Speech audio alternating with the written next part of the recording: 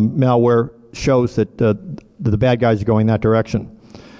So trying to wrap up here, what's the extent of the cyber kinetic risk to public water systems? On the one hand, it's too big and exposed to protect, but on the other hand, the fragmentation makes it hard to attack.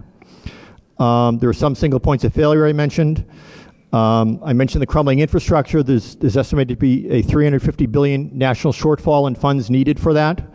So before you even get to attacks by terrorists or other folks, the infrastructure is already in bad shape. There's frequent unintentional contamination, water main breaks, other things.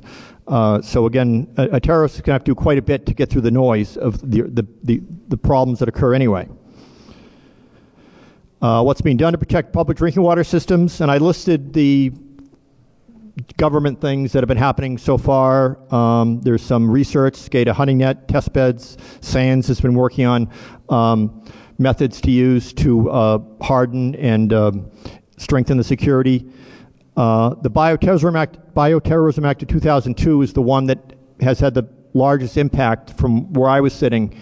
That required us to do vulnerability assessments and send that to the EPA, and then to do a emergency response plan.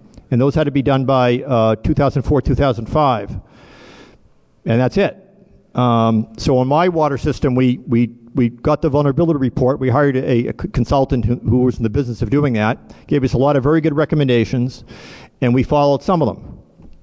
And because no one tells us to do, here's the 10 things you have to do. So I'm not aware of any study that says, here's the status of every water system in the United States on doing minimum required or recommended security for kinetic or cyber. And that's part of the big problem. It's local control of water systems, and it's a wide variety of security. What still needs to be done? Estimate of $1 to $1.6 billion to implement the security recommendations of the government, but also other bodies. The bottom line is, since the most vulnerable part of the system is the distribution system, is real-time monitoring of water in the distribution system. Don't hold your breath.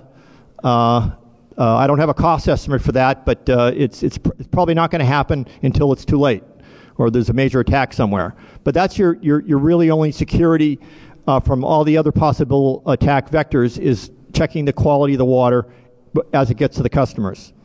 In my opinion, there should be some EPA required standards, and all the post 9/11 changes in governance of DHS and so on. The EPA is still left in charge of everything to do with water supplies. So they've got they give strict regulations for water quality, training of operators, blah, blah, blah, for running the plant. I think my personal recommendation is they should, take, say, the 21 steps to improve cybersecurity of SCADA networks, apply it to water systems, and require it to be universally adopted. They have the authority to do it.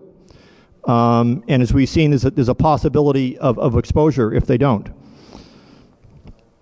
And so, conclusion, this mostly wraps up everything I've been saying so far. Water systems are attractive targets. They're historically been targets for, in warfare and by terrorists. There have been cyber attacks on water systems. There's been cyber incidents and attacks on SCADA systems in general. So we have to assume there's a vulnerability there. I wrote this before the Stuxnet malware came out. So the toothpaste may be out of the tube. There may be other ones going on we haven't heard about yet.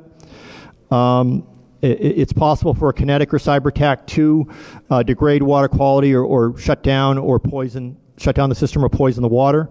So this needs to be taken more seriously by the government. And it's got to be the government that comes down on the private and public water systems and makes universal requirements.